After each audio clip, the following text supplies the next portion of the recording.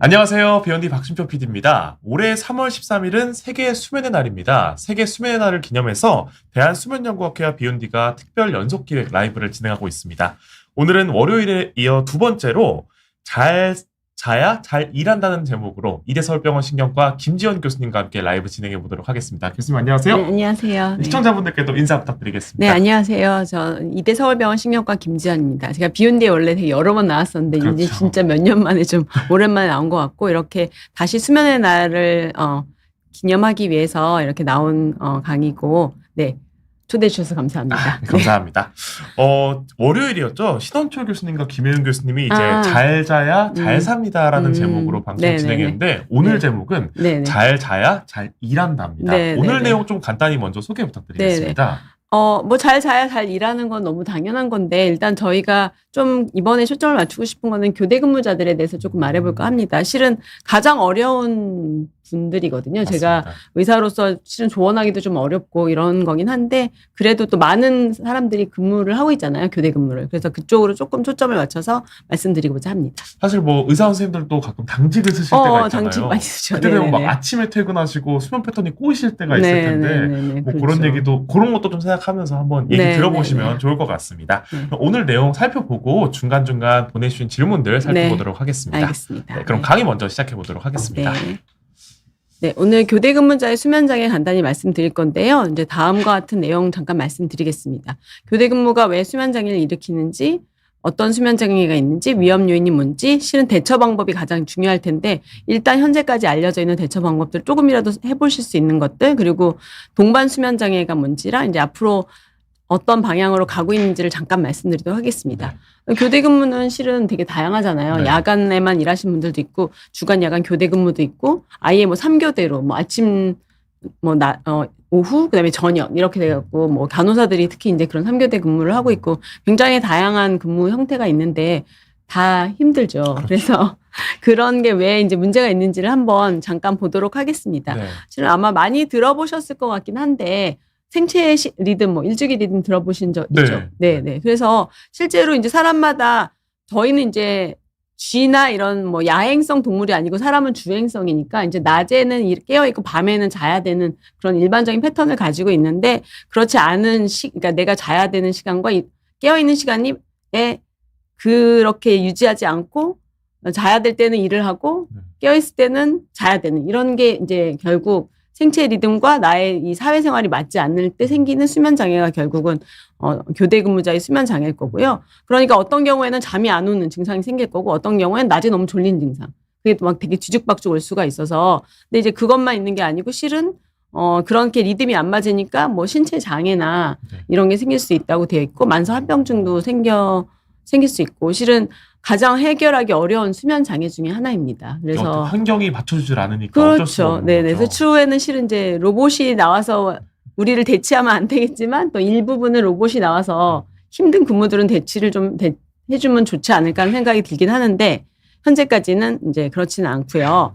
아마 뭐 다 들어보신 적 많이 있을 건데 저희가 이제 자려고 하는 거랑 깨어 있는 거를 한번 보면 상식적으로 배가 고프면 밥을 계속 안 먹으면 배가 고픈 것처럼 그렇죠. 잠을 계속 안 자면 계속 잠이 쌓여서 밤에 이제 졸리게 되는 거고요. 그래서 그거를 저희가 수면 욕구라고 부르거든요. 여기서 이제 요 그림에 보시면 요 그래프가 우리가 깨어 있으면 깨어 있을수록 수면 욕구가 올라갑니다. 그래서 낮잠을 만약 자면은 수면 욕구가 안 올라가니까 밤에 좀 덜 졸린 이런 게 되는 거고 이거는 이제 나를 자게 하는 건데 이거 외에도 낮에 머릿속에 생체 시계가 있어서 실은 어제 밤에 좀 잠을 잘 못 잤어도 우리가 낮에 그냥 생활하잖아요. 왜냐하면 우리는 주행성이니까 머릿속에 시계가 밤에는 꺼져 있다가 낮에는 이제 켜지거든요. 그래서 보시면 아침에 일어났을 때 아직 약간 몽롱하잖아요. 그러다 점점점 시계가 활발하게 켜지면 이제 그러면서 깨어 있다가 밤에 잠자기 직전까지는 시계가 활발하다가 이제 시계가 꺼지기 시작하고 나는 또 하루 종일 앉았으니까 잠자려는 욕구도 커져서 이게 스르르 잠이 들면서 욕구가 떨어지는 이게 이제 정상적인 우리 일반 주간 근무하는 사람들의 패턴인데요. 그럼 이제 주간에 근무를 할 때는 졸림이 이제 별로 없다가 밤에 들면서 이제 졸려서 잠을 자야 되는 거잖아요.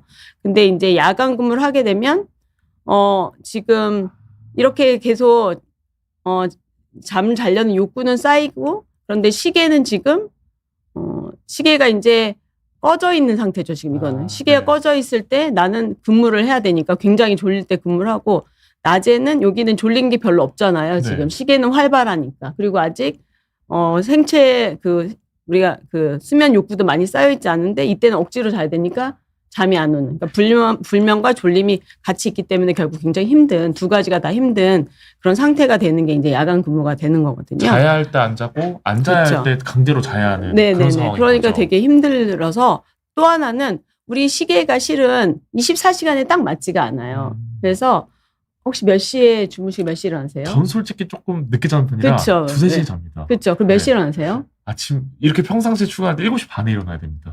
그러니까 지금 여기는 이제 원래 주말에는요. 주말에는 한 1시까지 잡니다. 그렇죠. 그러니까 이제 늦게 자고 늦게 일어나시는 편인데 네. 일 때문에 지금 이 잠을 줄이고 계시는 거거든요. 그렇습니다. 그래서 근데 이제 깨어 있는 게 좀 더 늦게 밤에 깨어 있는 건 편하지만 일찍 잠드시는 거 좀 힘들어하지 않으세요? 맞습니다. 네.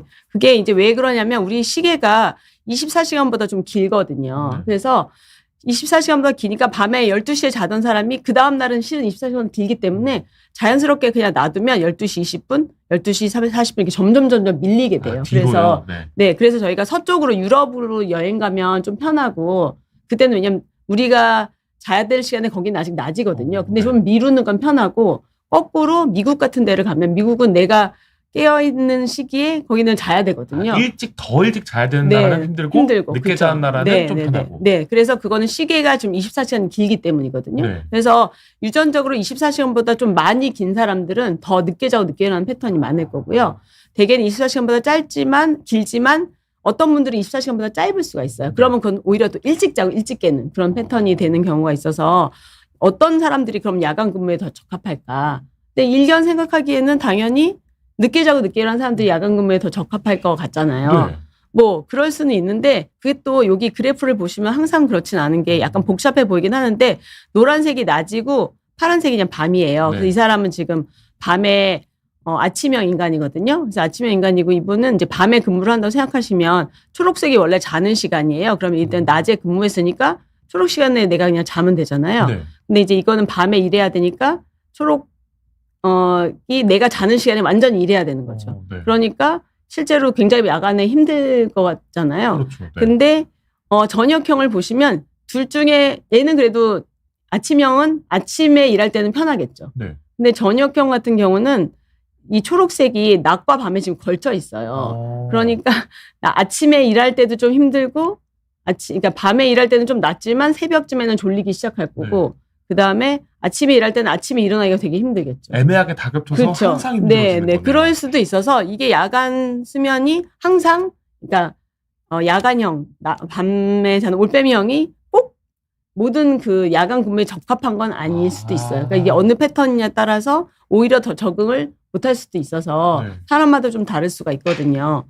그래서 그러면 이제 이런 교대 근무자들이 어쨌건 불면증이 많이 있을 거라고 저희가 생각을 하고 그래서 이제 뭐 연구 나온 거 보면 되게 퍼센트가 높아요. 어떤 연구는 막 70%까지 돼 있고 어떤 경우는 또 뭐 12%에서 뭐 평균 한 거의 40~50%는 돼서 확실히 교대 근무자들은 불면증이 일어날 수밖에 없는 그런 스케줄을 이제 가신 거는 뭐 몸으로 저희가 느껴보는 저희가 그냥 해외여행 간 거로 생각하시면 되거든요.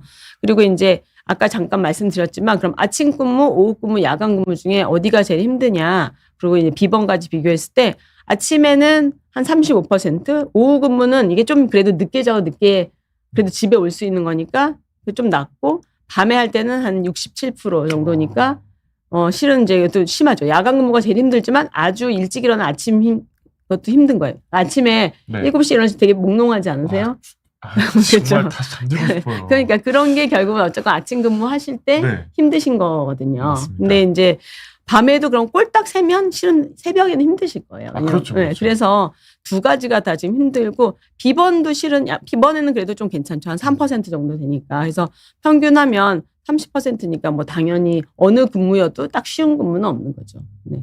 교대 근무 자체가 불면증의 유병률을 높이는 결과예요. 그렇죠. 네네. 그래서 그 교대 근무에서도 만약에 정말 제일 제가 이상적으로 생각하는 근무라면 뭐 저도 그런 근무를 하고 싶습니다만 뭐 9시쯤 그러니까 9 to 5가 아니고 뭐 예를 들어 한 1시나 2시쯤 해서 한 11시까지 일하면 되게 좋을 것 같아요. 그럼 이제 그게 이제 간호사들 중간 근무거든요. 네. 그래서 3시에 와서 11시거든요. 그럼 좀 늦게 일어나고 늦게 자도 되는 그런 패턴이 좀 편할 것 같긴 한데 모든 근무가 다 그렇진 않으니까요. 그래서 아침에 일찍 일어나야 되거나 늦게까지 뭐 일해야 되는 거니까요. 그래서 교대 근무 수면 장애를 많이 이제 호소하는 분들을 봤더니 이 순환 교대 근무가 빠른 사람들 뭐 이틀 3일 계속 바뀌면 당연히 힘들 수밖에 없을 거고 야간 근무할 때 그래도 조금이라도 낮잠을 잘 수 있는 사람들은 좋은데 네. 그렇지 않은 근무가 많거든요.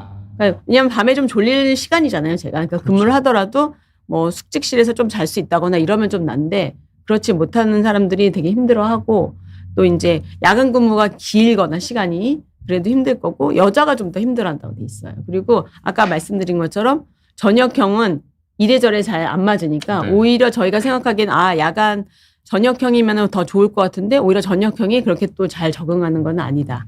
그런 거고 그거 외에 그냥 수면 장애를 많이 일으키는 거는 나이가 많거나 네. 여자 아니면 불안하거나 이전에 불면증이 있었거나 우울증이 있는 사람들은 또 잘 생기니까 내가 교대 근무자니까 수면 장애가 있지만 내가 이런 위험 요인을 가지고 있다면 그중에 치료할 수 있는 거는 좀 치료를 해보는 게 좋겠죠. 이런 분들이 그래서 교대 근무를 하게 되면 더 수면 장애가 심해지는 그렇죠. 거네요. 네네 그럴 수 있겠습니다. 알겠습니다.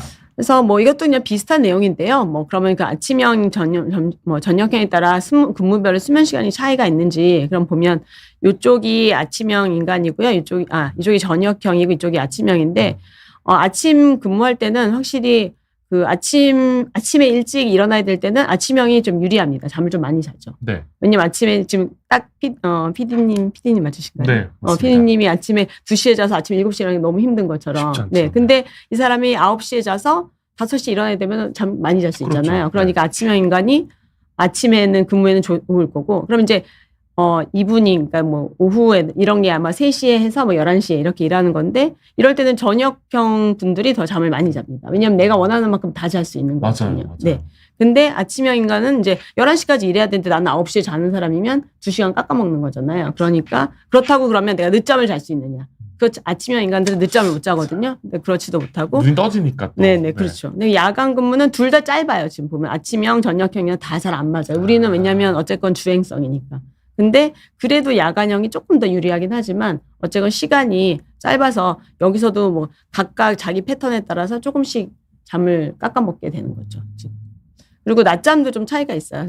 당연히 아침에 일하시는 분들은 저녁에 늦게까지 이제 저녁에 일하게 되면 낮잠을 좀 더 많이 자고요. 네. 그리고 이제 야간 근무하시는 분들은 이제 아침형 분들이 그렇죠. 아침형 분들이 그리고 이제 밤에 이렇게 좀 낮잠을 좀 더 잘 수 있게 이제 돼 있고 이제 그렇게 이제 되는 패턴도 있어서 내가 이제 어떤 타입이냐에 따라서 어느 근무가 더 편한지 내가 잠자는 시간도 좀 짧아지거나 길어지거나 할 수 있고 낮잠 시간도 좀 달라질 수 있어서 실은 내 패턴을 좀 파악하는 것도 좋을 것 같긴 해요. 좀 궁금한 게 이 네. 패턴이 좀 형성된다기보다 좀 타고난 게 있는 건가요? 네.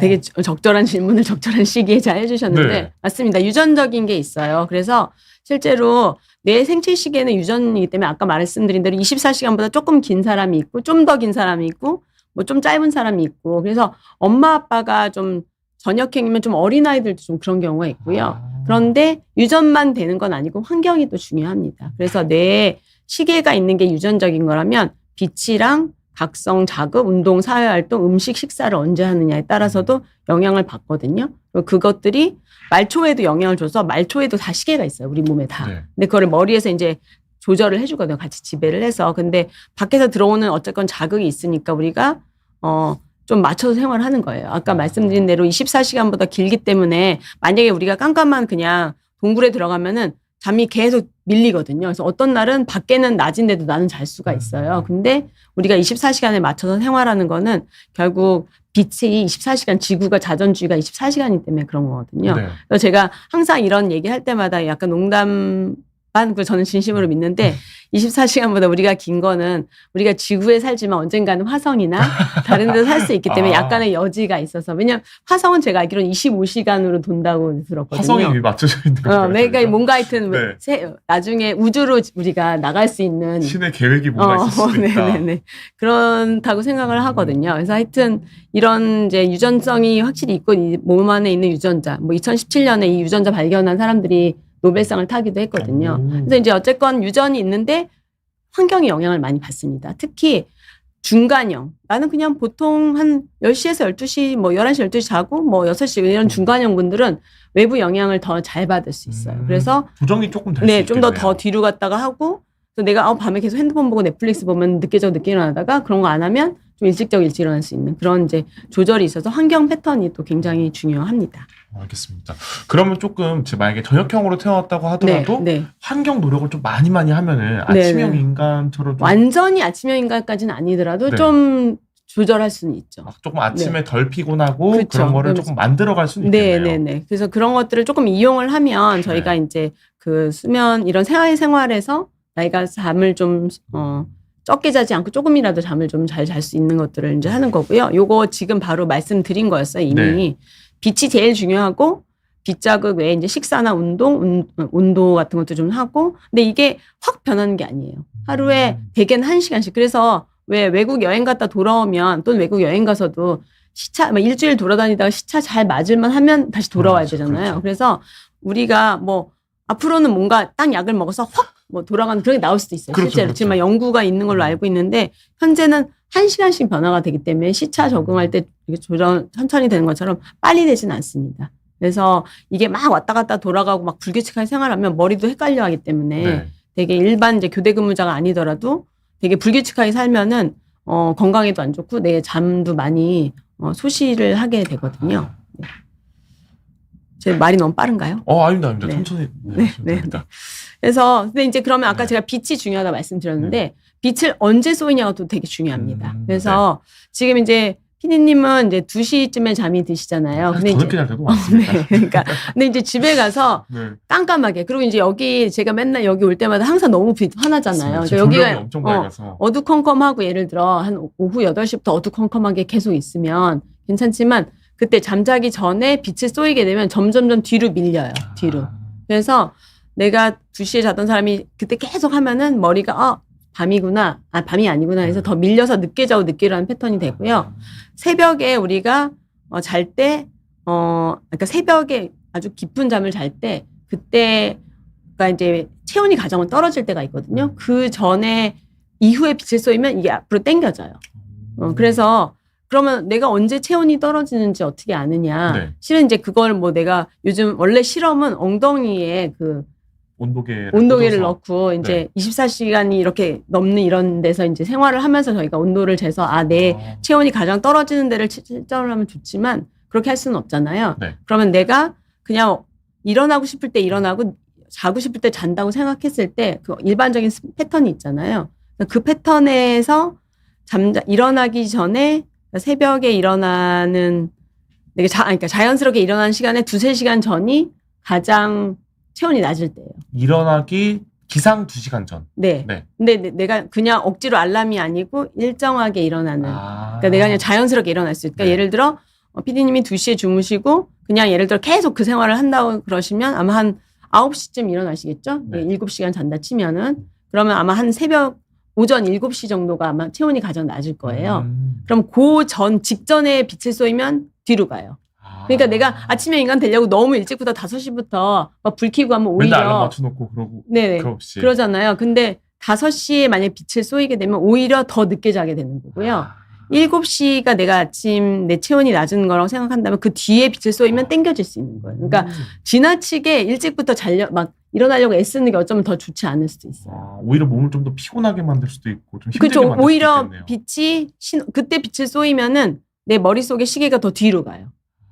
그래서 내 패턴을 좀 알고 그전 너무 비현실적으로 일찍 일어나려고 애를 쓰는 건 물론 뭐 일 때문에 억지로 일어나야 되면 어쩔 수 없지만 그런 게 있기 때문에 빛을 언제 쏘이냐에 따라서 우리가 영향을 되게 다르게 받아서 실은 이제 저희가 환자분들 오면은 뭐 일기도 쓰라고 해서 어느 시점이 이 환자분이 가장 체온이 낮을 시점이고 어느 시점에 빛을 쏘이고 어느 시점에 약을 써야지 효과가 있을까 이런 것들을 이제 보거든요. 그게 이제 중요해서 근데 이제 뭐 그거 외에 이제 당연히 근무 주기를 안 맞는 거랑 그 근무가 길거나 또 이제 근무는 짧은데 내가 출퇴 시간이 너무 길어요. 그럼 출퇴 시간이 길면은 내가 일어나야 시간대보다 훨씬 더 일찍 일어나야 되잖아요. 그러면은 이제 또 잠이 줄어들고 엉뚱한 시간에 빛을 쏘이니까 그게 쉽지 않고 또 뭐 그런 여러 가지 사회 행동적인 영향이 이제 교대 근무에 영향을 미쳐서 네, 그렇죠. 네. 그럼 저희가 지금 질문 조금 몇 개 살펴보고 넘어가 보도록 하겠습니다. 다음 내용 넘어가기 전에 저희가 들어온 질문 몇 개 있어서 그거 먼저 살펴보고 예랑님 질문까지 살펴보도록 하겠습니다. 코디 벨링어님께서 방학 내내 늦게 일어나다가 기상시간 4시간을 땡겨버리니 적응하기가 너무 힘들다고 하십니다.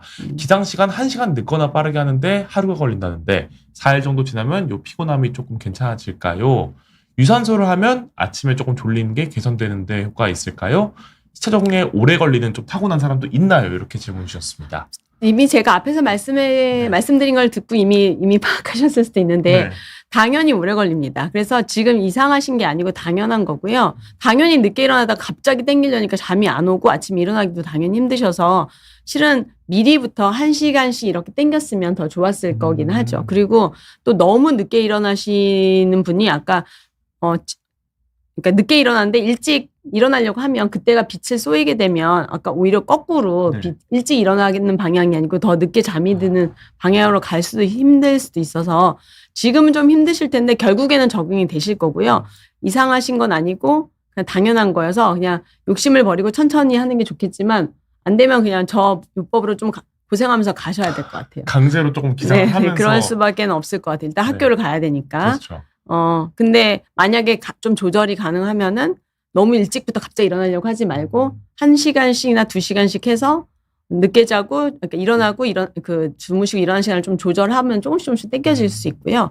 아침에 아무래도 유산소 운동을 하면 좀 개선이 되긴 합니다. 근데 지금 너무 비몽사몽한데 운동을 하는 게 그렇게 도움이 안 되실 수도 있기는 해서. 강한 유산소라고 하니까 막 전력 질주 이런 거. 네, 오히려 다치실 수도 있을 것 같아요. 그때 그래서 일단 빛을 쏘이는 게 중요해서 막 유산소를 막 심하게 하시는 것보다는 그냥 빛을 쏘이고 좀 산책을 하고 뭐 이렇게 하는 거고 이제 좀 이제 맞춰지면 그때는 이제 한번 운동을 좀 하시는 게 어떨까. 그래서 계속 오전에 운동을 하시면 아마 시간이 계속 될 것 같아요. 물론 뭐 각성 효과가 도움이 될 수는 있겠지만 그렇죠. 그거보다 조금 더 빛을 쐬는 걸 좀 더 권장드리는 거죠. 네. 근데 이제 유산소를 하면 이제 빛을 쏘이긴 하는데 이제 강한 유산소를 하시는 게 무리가 된다면 그러면은 좀 피하시지만 일단은 그것도 방법이 될 수는 있겠습니다. 알겠습니다. 근데 저 멍한 거는 시간이 좀 지나야지 좋아하실 것 같아요. 이건 뭐 어쩔 수 없는 거니까요. 네. 알겠습니다.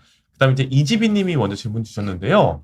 아미트립틸린이나 아퀴프타 같이 졸린 약을 먹는 편두통 환자도 적절한 수면 시간은 7, 8시간인가요?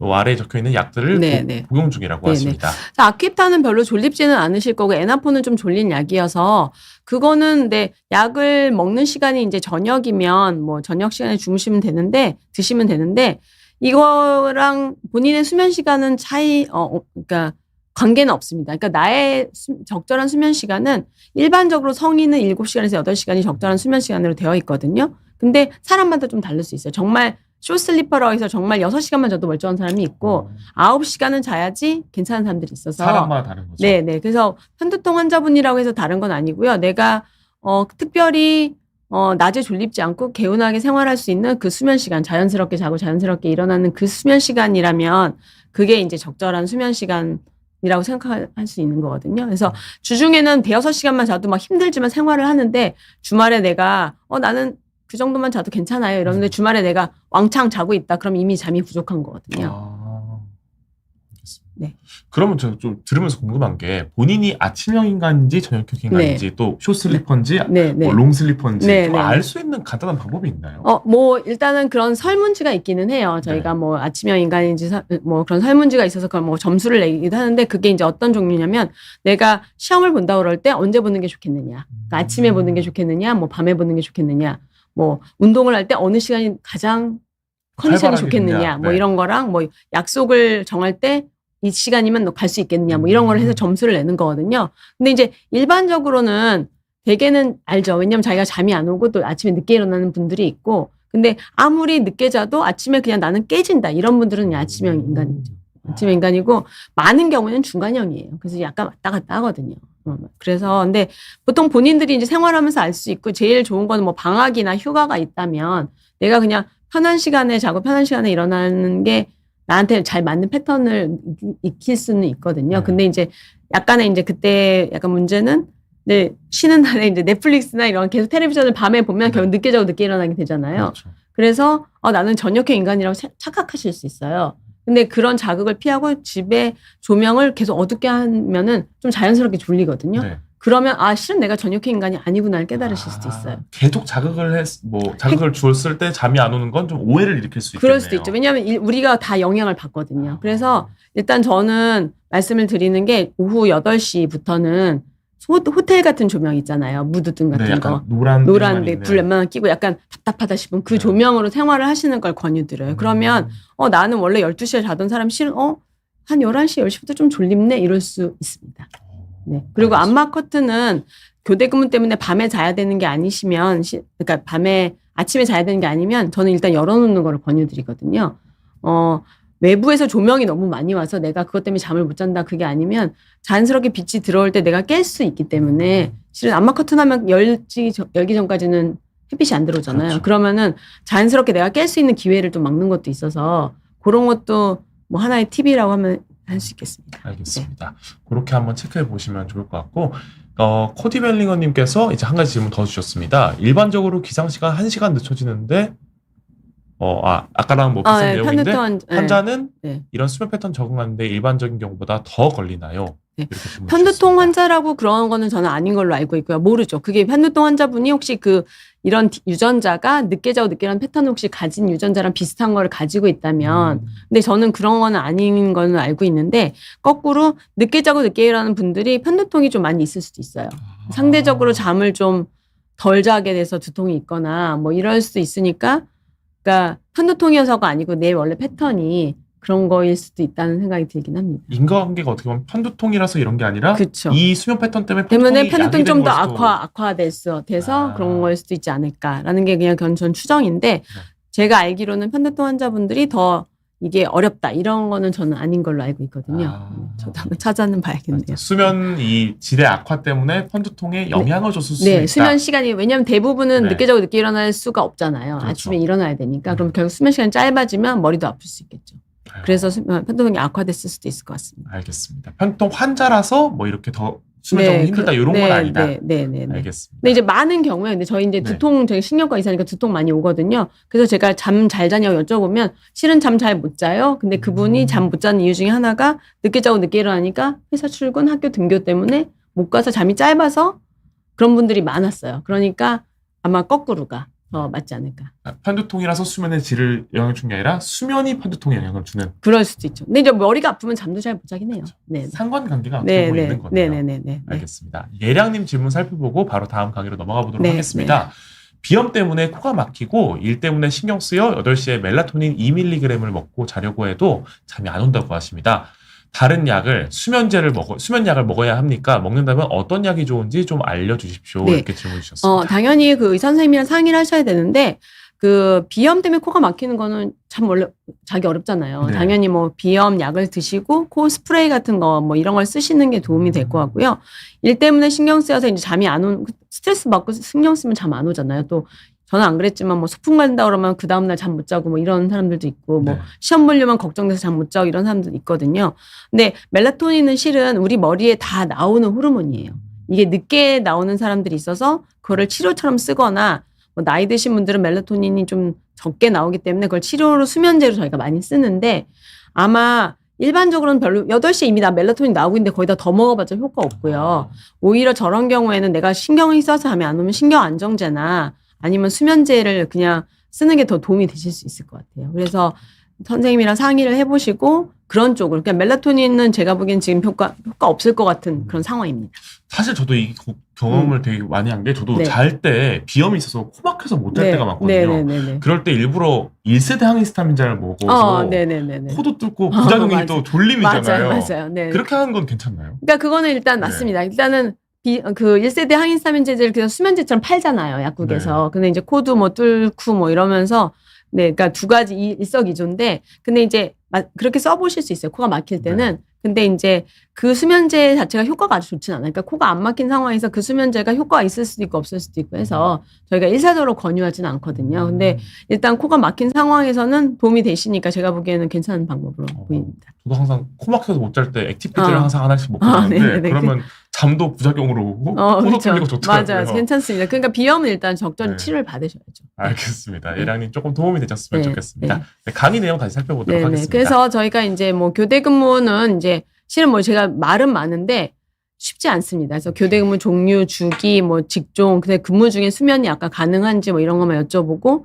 또 어떻게 그럼 각 근무마다 조금씩 다를 거예요. 그러니까 각 근무에 어떻게 주무시는지 좀 물어보고 그다음에 이제 저희가 스케줄을 바꿀 수는 없어요. 그러면 연령, 가족, 주간 생활 뭐 이런 게 좀 뭔가 도움이 될 수 있는 거란 동반 수면 장애, 네. 동반 질환이 있어서 그걸 교정할 수 있는지 환경이나 이런 거를 이제 확인을 하거든요. 네, 요거는 넘어가도록 하고. 그래서 이제 일단 현재로는 고정 근무를 하거나 이렇게 근무가 돌아갈 때는 고정 근무가 좋지만 고정 근무가 낮밤 이렇게 아예 고정해서 한동안 가는 게 좋지만 만약에 교대 근무를 한다면 아침, 저녁, 밤 이렇게 앞으로 가는 그런 식으로 순환 교대가 좋다고 됩니다. 왜냐하면 이제 우리가 조금씩 늦게 자는 게 조금씩 늦게 자는 게 자연스러운 좋죠. 흐름이니까. 네, 그렇게 하는 게 좀 편하다고 돼 있는데 생각보다 그렇게 하기가 어려울 수 있어요. 그러니까 이걸 바탕으로 아마 그 뭐 병원에서도 그렇고 스케줄을 짜기는 하거든요. 근데 네. 갑자기 뭐 누구 결혼식, 뭐 누구 뭐 어디 가 이렇게 되면서 자기 근무 스케줄이 있으니까 계속 이렇게 바뀌게 되기 그렇죠. 때문에 네. 항상 저게 쉽지는 않은데 저게 일단 좋다고 돼 있긴 하고 근무 주기가 그러면 짧은 게 좋냐, 긴 게 좋냐 막 이러는데 당연히 뭔가 좋을 것 같은데요? 근무 주기는 짧게 일하는 게 좋지 근무 주기, 아무래도. 바꾸는 주기가 말고요? 네네네. 바꾸는 주기 말고는 짧은 그러니까 이게 근무 시간은 당연히 짧은 게 좋은 근무 거고 시간이군요. 이거. 근무 주기는 짧은 주기와 긴 주기 중에 긴 주기가 더 나쁘다고 돼 있긴 해요. 고정이 좋지만 또 너무 한 근무가 길어지면 그 근무에 딱 꽂혀버리잖아요. 그러니까 그 다음 근무로 갔을 때는 적응하기가 어렵죠. 그래서 이 순환 교대 근무를 하긴 해요. 순환 교대 근무는 힘듦에도 불구하고. 네, 뭐 어렵습니다. 네. 그다음에 이제 당연히 오후 근무가 좋은 거고 아침 근무나 야간 근무보다는 12시간 미만 근무하는 걸 권장하고 있고 휴식 시간 없는 24시간 이상 근무는 지양하라고 이제 되어 있는데 그렇습니다. 네. 그래서 그 대처 방법은 이제 수면 시간을 올리고 수면의 질을 올리고 근무 중의 각성도를 증가하려고 하는 게 우리 목표인데 비약물적인 대처 방법은 개인적으로 환경, 직장 스케줄의 변화 뭐 제일 좋은 건 교대 근무를 그만두시면 제일 좋겠죠. 근데 이제 그게 어려우니까 약물을 쓰기도 하고 그게 안 되면 동반 수면 장애 그리고 동반 수면 장애가 있다면 그거를 이제 치료를 하도록 되어 있고 요거는 제가 뒤에서 방금 바로 말씀을 드릴 거예요. 네. 그래서 네 그러면은 이게 이제 저희가 이제 환자분들이 오시면 이렇게 일기를 쓰라고 하거든요. 그래서 몇 시에 누웠고 몇 시에 일어났고 얼마나 잤는지 이렇게 일기를 써서 어떻게 주무시는지를 좀 확인을 해서 이 근무에는 이렇게 주무시는 패턴이구나. 그래서 저희가 뭐 조금이라도 그 근무에라도 약을 좀 쓰거나 뭐 이렇게 해서 도움을 드리려고 이제 하고요.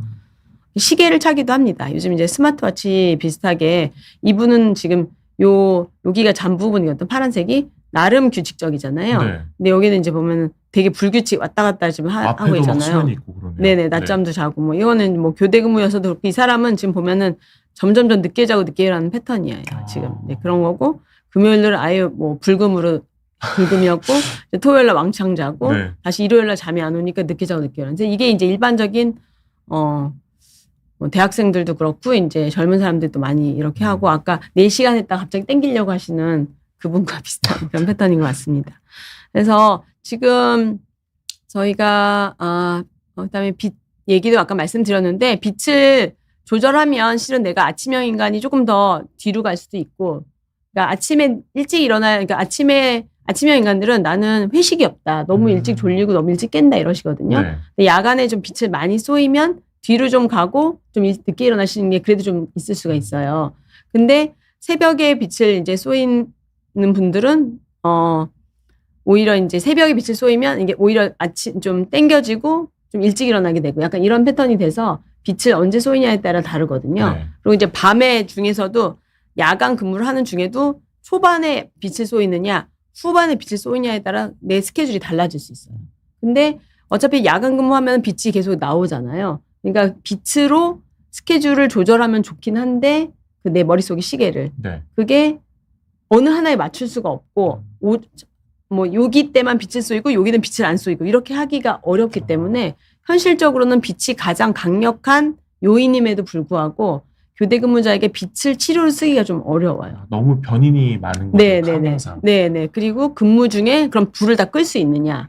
그렇진 않잖아요. 그렇죠. 그래서 쉽지가 이제 않은 거고요. 그래서 가장 강력한데 그리고 밤에 어쨌건 빛을 쏘이면 각성이 증가되긴 하니까 그러니까 밤에 근무를 하면 빛을 쏘여야 되는데 그렇게 밤에 빛을 쏘이니까 아침에는 자기가 어려운 패턴이 되는 거니까 빛은 현실적으로는 굉장히 강력한 그런 방법이지만 교대 근무자에게 적절하게 또 치료를 하기가 되게 이용하기가 좀 어려운 그런 단점이 이제 있습니다. 가장 중요한 통제 장치지만 교대 근무자한테는 사용하기가 좀 어려운 거네요. 그렇죠, 그렇죠. 그리고 야간에 근무할 때는 제가 불 켜 있고 그러니까요. 그게 좀 어렵고 그래서 결국에는 약물이랑 행동 치료를 하는데 이거는 일반적인 사람들한테도 마찬가지인데 잠자기 전에 이제 불필요한 행동을 안 하는 게 좋죠. 뭐 네. 저도 실은 뭐 누우면 핸드폰을 보고 뭐 다 그런데 일단은 특히 내가 잠을 일찍 자야 될 때는 조금 피하는 게 좋겠고 뭐 기본적으로 이제 조용하고 뭐 덥지도 않고 춥지도 않고 뭐 이런 데서 좀 그런 데서 하고 좀 어두운 데서 잠을 자야 될 거고 뭐 너무 배부르거나 너무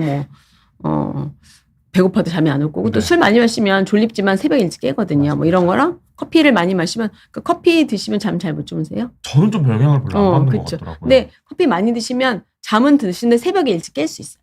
그러니까 그래서 이게 안 받는다고 느껴도 조금 영향을 준다. 받을 이렇게 수 있어요. 그러니까 들었어요. 처음에 자는 건 괜찮지만 새벽에 깰 때는 오히려 자주 깨서 화장실 좀 자주 갈 수 있어서 네. 서너 잔 이상 드시는 분들은 아마 그걸 줄이면 조금 깨는 게 좀 줄을 수도 있거든요. 네. 그리고 이제 술을 이제 수면제 대용으로 사용하시는 분들이 있어서 맞아요. 이런 것들은 이제 피하셔야 되고 차라리 약을 드시는 게 낫습니다. 안 먹으면 그리고 잠이 안 온다 이런 분들도 많더라고요. 맞아요. 그러니까 그러면 이제 결국 간에도 안 좋고 네. 더 양이 늘어나거든요. 그리고 이제 앞에서 이제 다른 분들 질문하신 것 같은데 제가 뒤에도 말씀드리겠지만 수면 무호흡이 더 심해질 수 있고요. 그리고 이제 안대나 귀마개나 뭐 이런 것들을 적절하게 사용하시는 게 이제 도움이 되시는데 수면제는 이제 결국 그러니까 오후 근무 좀 늦게 일어나고 늦게 자도 되는 그런 패턴이면 괜찮지만 네. 지금 이제 주간 수면이나 아침 일찍 일어나야 되고 밤에 자야 되는 거는 필요에 따라서 이제 수면제를 쓸 수 있고요. 그리고 멜라토닌 같은 경우는 아까 말씀드린 대로 일반적인 사람들한테는 밤에 먹는 건 오히려 도움이 안 될 수도 있는데 오전에 자야 되는 사람은 멜라토닌을 오전에 드시는 게 도움이 될 수 있어요. 분비가 안 될 때 좀 조력을 해주는 거네요. 맞아요. 그래서 시차 적응할 때도 그렇고 그래서 멜라토닌을 오히려 오전에 드시면 낮에 좀 주무실 수 있는 게 있어서 이용하거든요. 네. 그 다음은 이제 낮에 너무 졸리면 이제 각성제를 쓸 수가 있는데 보험이 되진 않아서 요거는 지금 저희가 많이 쓰지는 못하고 있습니다. 그리고 근무 가기 전에 낮잠을 잘 수 있으면 낮잠을 좀 자는 게 도움이 될 수 있고 근무 중에 가능하다면 30분에서 60분 짧은 낮잠을 자는데 왜 잠깐 자다가 깨면은 약간 몽롱한 거 아시죠? 맞습니다. 네. 네. 그래서 실은 이제 밤에 내가 낮잠을 잘 수 있는 사람들은 커피를 마시고 낮잠을 자라 그래요. 뭐 커피냅이라고 막 그런 거 되게 유행했었잖아요. 네. 그래서 그러면 아예 커피를 마셨을 때 잠을 아예 못 자는 사람들은 소용이 없을 거고 근데 커피를 마시고 내가 잠깐 낮잠을 자면 다시 잠깐 3, 40분 자고 깨면 상쾌할 수 있어요. 그 각성 효과가 자고 난 다음에 딱 와주는 거거든요. 네네네. 그게 좀 약간 저희가 수면 관성이라고 하는 거를 좀 줄여서 그래서 내가 짧은 낮잠을 잘 수 있는 분들은 커피 마시고 낮잠을 자는 거를 밤에 를 말씀을 드리고 근무 중에는 일단 졸립지 않으려면 일단은 뭐 다음 날은 어떻게 될지 몰라도 빛이 환하긴 해야겠죠. 근무 중에는. 혹시 이런 빛이 막 햇빛으로 가장 요인을 많이 받는다 이렇게 얘기하잖아요. 네네. 이런 형광등 불빛도 햇빛과 똑같은 효과를 지는 건가요? 가장 당연히 높을수록 제일 좋거든요. 네. 근데 이제 햇빛이 뭐 거의 10만 럭스 정도 되니까. 근데 이제 이런 거는 한 300 정도 될 것 같아요. 제가 3, 400 될 것 같거든요. 근데 그것도 영향을 당연히 받긴 합니다. 받긴 해서 안 받는 건 아니어서 밤에는 어쨌건 이런 빛도 제일 적은 게 좋고 다 꺼두고. 낮에는 밝을수록 좋은 거고요. 그러니까 일을 하셔도 창가에서 일하면 더 좋겠죠. 창문 열고. 근데 저 환자들한테도 다 창문 맨날 열라고 아침에. 햇빛을 계속 받으면서 근무하시라고. 만약 그러니까 어두운 날도 결국 빛이 들어오는 게 좋거든요. 네. 그다음에 이제 고정 야간 근무 하시면은 이때는 이제 아예 낮밤을 내가 바꿔서 내가 좀 아침형 인간인데 올빼미형으로 전환하거나 이렇게 해볼 수는 있어서 아까 앞에 그러니까 선글라스를 쓰고 퇴근하신다고 했거든요. 그러니까 빛을 차단하려고. 그래서 이렇게 제가 말씀드린 게 저녁 근무 시에는 밝은 광을 하고 아침에는 어두운 선글라스나 블루라이트 차단하는 오렌지색 안경을 하고 낮에 잘 때는 이때는 아예 암막 커튼을 쓰시고 그러면 이제 낮밤을 바꿔서 내가 좀 야간형으로 조금 바꿔서 나의 야간 근무에 좀 도움이 최적화된 되게 몸으로. 그렇게 네. 해볼 수는 있습니다. 그럼 휴무 때도 조금 늦게 자고 늦게 일어나야죠. 그럴 때도. 근데 패턴을 갑자기 휴무 때라고 딱 일찍 자면 안 되고 그래서 그런 것들을 좀 고려를 해볼 수는 있을 것 같습니다. 네. 네. 질문을 좀 볼까요? 질문도 네. 살펴보고 네. 나머지 내용 살펴보겠습니다. 이지빈님 질문 주셨습니다. 근력 운동, 러닝, 자기 전에는 무드 등 블루라이트 차단, 아침 햇보기 말고 더 수면에 도움이 되는 교수님만의 요거 제외한 꿀팁이 있을까요? 이렇게 저는 이미 되게 다 주셨습니다. 중요한 것 같은데. 제일 중요한 걸 빼놓고 네, 다 말씀하셔갖고, 네. 야간에 야식을 먹는 거를 조금, 제한하시는 게 어차피 지금 이제 차단하면 뭐 깜깜한 데서 뭘 먹진 않을 테니까. 네. 근데 야식을 먹는 것도 조금 영향을 주거든요. 좀 머리에 빛만큼만 앉으면 신호를 줄 수 있어서 그런 거를 할 수 있을 것 같고요. 그 다음에 잠이 안 오는 날이 있을 수 있어요. 원래 네. 사람이 살다 보면. 그럼 당연히 잠이 안 올 때는 그냥, 불안할 수 있거든요. 그러니까 그렇게 잠이 안 올 때는 자려고 애쓰지 마시고 그럴 때는 잠깐 일어나서 다른 재미있는 걸 하시는 걸 권유드립니다. 그러니까 오히려 잠이 안 오면 지루한 걸 하려고 하거든요. 네. 뭐 성경책. 뭐 ASMR 뭐 과학 영상 틀어놓고 이런 근데 것들. 이제 그러면 잠에 자야 되는데 잠이 안 오는 것 때문에 되게 불안해져요. 압박감이 좀 네네네. 생기는 그래서 아마 여기 밑에 다른 분이 말씀하셨던 것 같은데 잠들기 전까지 시솔트님이 그런 비슷한 네. 말씀하신 것 같은데 잠들기 전까지 머릿속이 계속 내가 뭔가 해야 되는 게 계속 프로젝트를 생각하면 잠이 올 수가 없잖아요. 그렇죠. 근데 잠은 자야지 또 그 다음날 일을 잘할 거니까 나 이렇게 못 자면 일 못 할 텐데 이게 계속돼서 결국 만성불면으로 가거든요. 그래서 그럴 때는 어차피 밤에 내가 지금 저렇게 한다고 해서 그 일을 할 수 있는 건 아니기 때문에 잠이 안 온다면 그때는 그 생각을 안 하는 게 좋은데 안 할 수가 없다면 이 시간은 나의 휴식 시간인데 잠도 안 온다. 그러면 나를 편안하게 하는 재밌는 걸 하시는 게 좋아요. 차라리. 근데 만약에 좀 게임 같은 건 되게 네. 자극적이잖아요. 그렇죠. 네, 맞아요. 이 자다가 안 온다고 게임 같은 걸 해도 괜찮을까요? 차라리 잠을 자려고 애쓰는 것보다는 그게 난데 네. 근데 불이 또 영향을 주잖아요. 그렇죠. 근데 그러니까 좀 어두운 상황에서 그래도 내가 좀 할 수 있는 너무 자극적인 것보다는 뭐 그래도 차라리 재미있는 TV를 보는 걸 저는 권유드리고 불을 끈 상태에서 아니면 뭐 라디오 듣는 거 같은 건 말씀드리고 오디오북 뭐 이런 거 할 수 있고 뭐 뜨개질 뭐 화투 뭐 이런 거. 그러니까 내가 잠이 와야 되는데 이게 아니고 잠이 와도 이거 좀 재밌으니까 이거 하고 싶다. 그러면 거꾸로 잠이 오거든요. 오히려. 그러니까 원래는 그때는 밤에 내 시계는 지금 꺼지고 있는 중이고 나는 지금 낮에 하나도 안 잤으니까 잘 자려는 욕구는 커요. 근데 걱정돼서 잠이 안 오는 거거든요. 그럼 걱정을 하면서 자려고 애를 쓰는 것보다는 마음을 비우고 잠이 안 오더라도 스트레스라도 덜 받자 하면서 오히려 딴 걸 하면 잠이 올 수 있어요. 오히려 좀 재밌는 걸 해서 이 압박감을 조금 날려주는 게 그렇죠. 네네요. 그러니까 최대한 딴 생각을 안 해야 되는데 딴 생각을 안 하는 게 마음대로 되지 않거든요. 머릿속에 계속 떠오르는 그러니까 딴 생각을 안 하게 딴 일을 하시는 거죠. 근데 일을 하거나 뭐 주식을 막 보면서 막 스트레스 받거나 이러지 마시고 또 떨어졌네 이러면서. 이게 아니고 그냥 나 이거 평소에 내가 하고 싶은데 못하는 뭐 재밌는 책도 되고 만화책도 되고 뭐 이런 거를 좀 하면 괜찮은 것 같아요. 그런 것들을 하면 좀 졸리면 그때 끄고 주무시면 되고요. 내가 그러다 너무 나 계속 깨어있는 거 아니냐. 네. 제가 이런 얘기를 했더니 뭔가 뭐 드라마를 보셨는데 되게 무서운 드라마를 보셨대요. 그래서 잠이 안 왔다 하더라고요. 확 깨버려가지고. 네. 그래서 그런 경우는 좀 한 30분 정도 하고 그냥 내가 한번 끄고 다시 시도를 해보는 게 좋을 것 같습니다. 알겠습니다. 네. 이지빈님은 이런 방법도 한번 시도해 보시면 네, 좋을 네, 것 네, 같습니다. 네. 그다음에 이제 피스님 질문입니다. 수면무호흡 정면으로 자면 50, 측면으로 자면 30 수치 말씀해 주셨고요. 최근 OSA 진단을 받기 전까지 평생 정면으로 잤고 한 번 정도 깼는데 요즘엔 네. 측면으로 자는 중인데 하루에 6번씩 깹니다. 네네네. 이해가 안 갑니다. 네네. 이해가 안 가실 것 같아요. 근데 저렇게 50번이라고 해도 실제로 본인이 나 많이 깼어요 느끼시는 분은 많지 않습니다. 대부분은 그럼 50번을 깨야 되는데 네. 그게 저희가 깼다고 말하는 거는 잠깐 뇌파가 빨라지는 거를 그냥 깼다고 하거든요. 그리고 이제 50번의 수면 무호흡이 있으면서 살짝 깼으니까 낮에 피곤하고 졸릴 수는 있어도 내가 깼다는 느낌은 없을 수 있어요. 네. 그래서 근데 옆으로 자도 30이면 심한 거거든요, 여전히. 근데 옆으로 자면 왜 깼는지 아마 어깨가 아파서 깨실 수도 있어요. 어깨가 아파서 깰 수도 있고 뭐가 불편해서 깼을 수도 있어서 저거는 아니면 다른 원인이 있을 수도 있죠. 그래서 무호흡 때문에 6번을 깬 건 아닌 것 같고 자세가 불편해서일 수도 있고 그냥 굳이 오히려 6번을 깨면서 내가 측면으로 자니까 더 불편하시다면 굳이 측면으로 자려고 노력하지 마시고 그냥 정면으로 주무시면서 양압기 같은 수면 무호흡 치료를 받으시는 거가 어떨까 싶네요. 뭔가 이 그걸 봤을 때는 뭐 수면 무호흡이 더 심해졌다 이런 건 아닌 네, 거죠. 네, 그건 아닐 것 같아요. 다른 이유로 요인이다. 깨시지 않을까요? 네. 알겠습니다.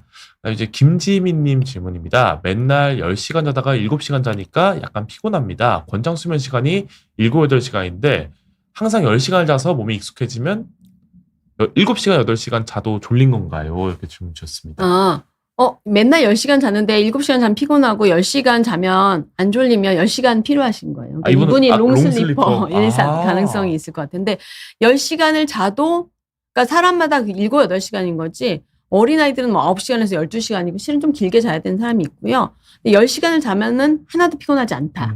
그러면은 롱슬리퍼인 거고 10시간을 자도 내가 피곤하다. 7, 8시간보다는 덜하지만 그래도 계속 피곤하다. 그 졸립다. 그러면은 두 가지 가능성이 있습니다. 과다 수면증이라고 하는 다른 수면 장애, 그러니까 졸린 수면 장애, 과다 수면이 길면서도 졸린 그런 수면 장애가 있거나 아니면 수면의 질이 좋지 않아서 질이 좋지 않으니까 7시간 자도 안 좋은데 조금이라도 덜 자면 조금 나은 거니까 그래서 저런 경우는 이제 수면 다운 검사를 한번 해보시거나 해보면 좋을 것 같고 실은 또 저렇게 10시간 자는데 7시간 피곤합니다. 이렇게 말씀하시는데 계속 10시간 자는 거 아니실 수도 있어요. 그 일기 한번 쫙 써보면 되게 저한테 이제 외래에 오셔갖고 잠이 안 오고 뭐 잠을 되게 많이 자요. 어떤 날은 뭐 12시간 자요. 이렇게 말씀하시는데 일기 딱 써보면 12시간 자는 날은 하루고 나머지는 되게 대여섯 시간 자는 분들도 많거든요. 그래서 한번 일기를 한번 써서 내가 어떻게 자고 있는지 한번 체크해 보시고 만약에 10시간 자서 하나도 안 피곤하면 10시간 주무시는 게 필요할 것 같습니다. 알겠습니다. 뭐 롱슬리퍼일 수도 있고 아니면 수면의 질이 낮아서 그런 걸 수도 있고 좀 스스로를 좀 수면을 점검해 보는 게 필요할 것 같습니다. 한 개만 더 살펴보고 넘어가 보도록 하겠습니다.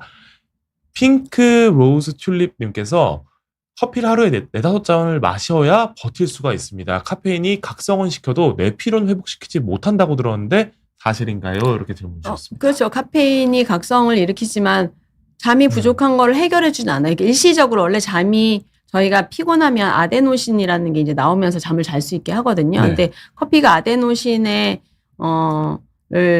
억제하는 거예요. 아데노신 수용체에 하는 거라서 딱 깨긴 하지만 저게 잠을 그럼 안 자도 되게 만드는 건 아니거든요. 그러니까 저렇게 버틸 수 있다는 거는 아마 잠이 평소에 부족하거나 잠의 질이 좋지 않거나 이래서 커피를 먹어야지만 내가 깨 있을 수 있다는 걸 거거든요. 그래서 앞에 말씀드렸던 것처럼 한번 일기를 좀 써서 내가 얼마나 패턴을 자고 있는지를 보시고 잠이 너무 짧은 거여서 억지로 저렇게 카페인으로 버티시는 거면 잠을 당연히 늘리셔야 되고 난 잠이 7, 8시간 자는데도 계속 커피를 마셔야 된다. 이러면 역시 수면의 질이 좋지 않을 수 있으니까 수면 검사를 해보시거나 그리고 커피를 마시면 자주 깨거든요.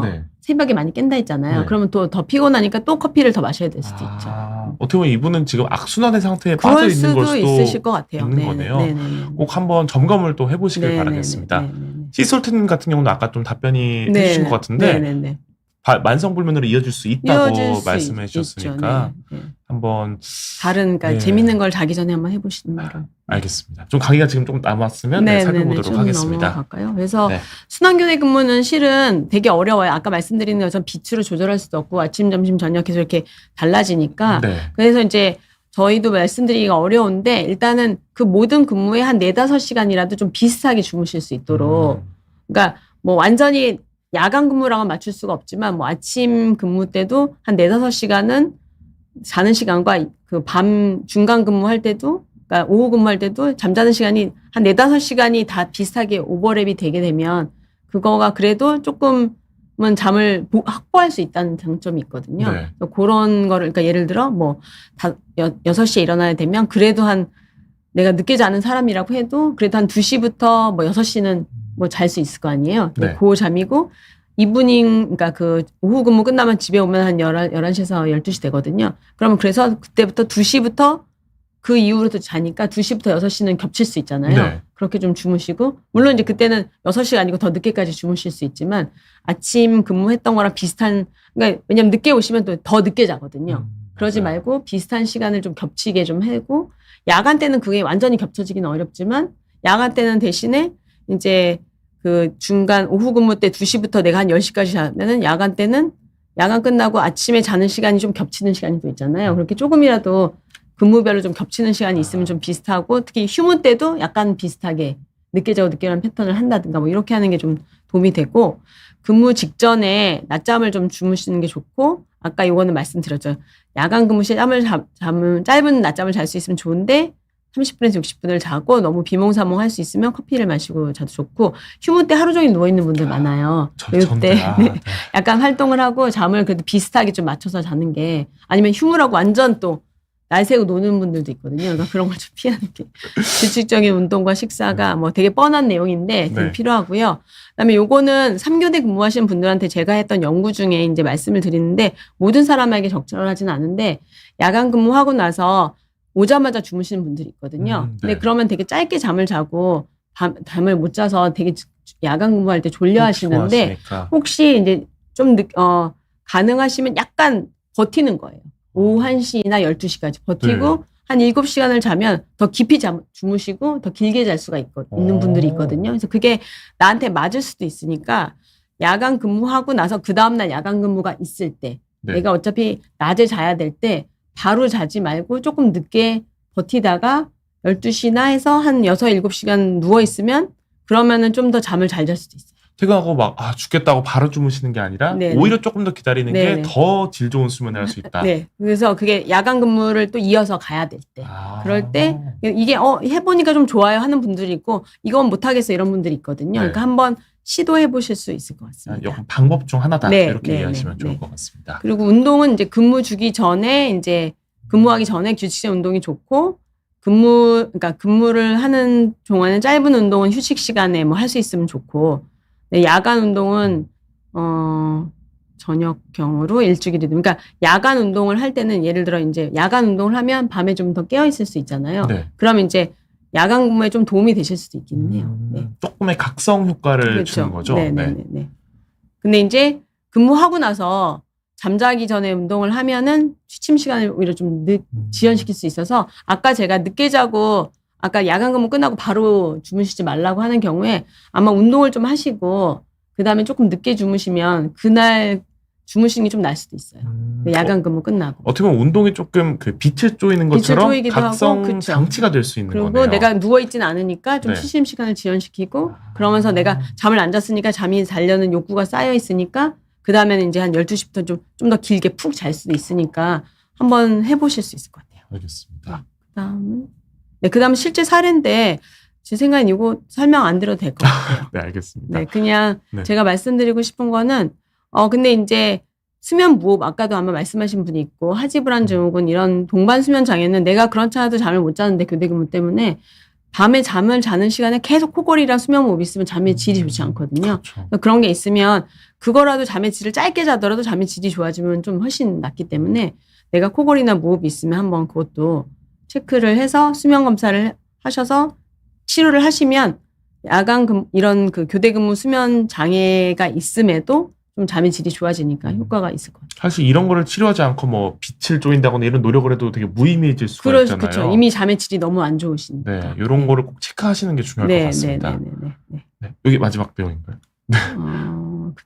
그다음은 수면 무호흡의 내용이었고 이 정도 될 것 같습니다. 알겠습니다. 그럼 여기서 강의는 마무리하고 남은 질문 몇 가지 살펴보고 저희 방송 마무리하도록 하겠습니다.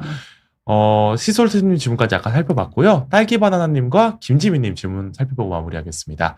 수면 시간이 6시간과 7시간 사이에서 건강 차이가 크다는 연구를 봤습니다. 실제로 최적의 수면 시간은 개인차가 큰가요? 이렇게 질문 주셨습니다. 개인차가 클 것 같긴 한데요. 그러니까 완전 대개는 이제 일반 성인은 7시간 반에서 8시간을 저희가 권유를 하는 걸로 되어 있기는 하고요. 근데 6시간은 실은 짧은 축에 속해요. 실은 이제 나 대부분 6시간 잔다라고 이제 말씀하시는 분들이 실제로는 그보다 긴 경우가 더 많고 주말에 보충하는 경우가 많아서 계속적으로 6시간만 자도 정말 멀쩡한 숏슬리퍼가 많지는 않거든요. 그래서 그게 이제 개인차는 확실히 좀 클 수 있고 그다음에 저 건강 차이가 크다는 저 연구는 6시간이 나이가 만약에 최적 수면이라면 괜찮겠죠. 근데 최적 수면이 아니고 잠이 부족하기 때문에 그 부족한 잠이 계속 쌓이기 때문에 결국에는 건강에 좋지 않다고 되어 있는 거거든요. 그러니까 6, 7이면 6시간에서 7시간 자요 라고 환자분들이 말씀하시면 6시간은 되게 짧은 거고 7시간은 좀 괜찮은 거니까 그게 좋은 건 아니거든요. 그러니까 그거는 짧게 자다가 어떤 날은 좀 길게 자고 약간 이런 거니까 6시간을 쭉 자고 7시간을 자는 게 차이가 많이 있을 수 있죠. 근데 막 그 옛날 막 위인들 썰 들어보면 네네네. 막 하루에 4시간만 잤다 이런 얘기 있잖아요. 네, 저 그래서 정말 싫어해요, 그런 거. 그러니까 실제로 네. 그런 분이 존재한가요? 임상에서? 저는 본 적이 없는데, 네. 4시간만 자는 사람들이, 제 생각에는 아닐 것 같아요. 그냥 약간 만들어진 선화 느낌인 것 같다. 아니면 이제 그 당시에는 뭔가 네. 정말 내가 프로젝트나 뭐 이런 업적을 할 때는 너무 집중해서 해서 그렇게 하셨지만, 결국에는 아닐 것 같기 때문에 저는, 네. 보통 이제 6시간에서 7시간 이상은 주무시는 게 보통 당연히. 평균이. 그렇죠. 그렇죠. 네, 알겠습니다. 네. 그다음에 이제 김지민님 질문인데요. 자려고 누우실 때 최대한 딴 생각을 안 하려고 노력하는 게 좋나요? 수면을 할 때. 이렇게 질문 주는데 이게 좀 맘대로 되기가 쉽지 않잖아요. 그렇죠. 그러니까 뭐 누우면 이 생각 저 생각 하잖아요. 오늘 네. 뭐 있었는지. 근데 그게 이제 스트레스 안 받고 그냥 뭐 이렇게 하다가 잠이 들면 딴 생각 할 수도 있죠. 잠을 눕자마자 팍 자는 사람도 있지만 조금 책을 읽기도 하고 약간 내가 좀 이완을 시키려고 싫으면 핸드폰 많이 보죠. 그렇죠. 그렇잖아요. 그래서 그건 상관없는데 이제 저 생각 때문에 잠이 안 온다. 스트레스를 받는다 이러면 안 하는 게 좋죠. 안 하는 게 좋은데 맘대로 안 되니까 그럴 때 이제 아까 말씀드린 저것 때문에 잠이 안 온다 그러면 다른 일을 하시도록 차라리 그럼 그냥 일어나서 내가 생각을 안 하게 다른 걸 하시는 거고 그다음에 그게 힘들다. 여전히 계속 생각이 든다. 그러면 저희가 또 하나 말씀드리는 게 걱정 시간을 하라고 해요. 걱정 시간이요? 네. 그래서 이것도 트레이닝이거든요. 네. 맘대로는 아닌데 잠자기 한 2-3시간 전쯤에 내가 걱정하고 계속 머릿속으로 생각하는 게 있잖아요. 아니면 계획을 하고 있거나 그거를 종이에다 그냥 끄적끄적 쓰는 거예요. 그래서 좋은 생각과 좋은 걱정과 나쁜 걱정이 있어서 좋은 걱정은 해결책이 있는 거고 나쁜 걱정은 해결책은 없는 거예요. 생각해도 스트레스. 답이 안 나오는 네. 것들. 그래서 그걸 일단 쓰는 거예요. 내가 남한테 보여주는 거 아니니까. 네. 그래서 해보고 한 5분에서 10분 동안 실컷 생각을 하시고 자려고 누우면 딱 들어오면 오늘은 아까 했으니까 하지 말자. 이렇게. 그러면 이제 그래도 들어오겠죠. 근데 네. 그걸 이제 매번 하면 좀 트레이닝이 돼서 괜찮을 수 있어요. 그러니까 그것도 자기 전에 방법이에요. 미리 해소를 해놓고 자는 그렇죠. 거네요. 그러면 막 생각을 원래 계획을 안 했으면 불안하니까 이것저것 막 생각을 하게 되잖아요. 근데 아까 이미 할 거 다 했고 생각을 했으니까 이렇게 약간 넘어갈 수 있는 그런 거를 해보는 것도 방법입니다. 알겠습니다. 김지민님은 이런 딴 생각이 계속 들 때는 네. 말씀해주신 재밌는 걸 하시거나 따로 네. 걱정 시간을 마련하시거나 한번 해보시면 좋을 것 같습니다. 네. 오늘 이렇게 교수님과 함께 오늘 교대 근무자의 좀 수면과 그리고 질문까지 살펴봤습니다. 오늘 정말 좋은 말씀해 주신 교수님 감사드리고 많은 질문으로 네. 함께 해주신 시청자분들도 감사드립니다. 오늘 라이브 여기서 마무리하도록 네. 하겠습니다. 시청해주신 여러분들 모두 감사드립니다. 감사합니다.